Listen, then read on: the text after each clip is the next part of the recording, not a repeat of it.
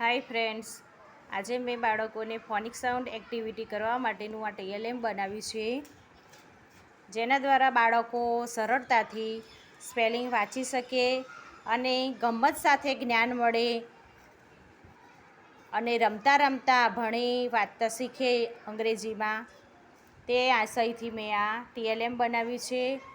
અહીંયા 2 રાઉન્ડ આ રીતે બનાવેલા છે, એમાં જુદા જુદા લેટર્સ લખેલા છે. એ સેટ કરીએ એટલે આ રીતે F, A અને T ફેટ એવી રીતે બનાવી શકીએ સ્પેલિંગ. આ રીતે વચ્ચેના મૂળાક્ષરો પણ બદલવા હોય તો તમે બદલી શકો છો.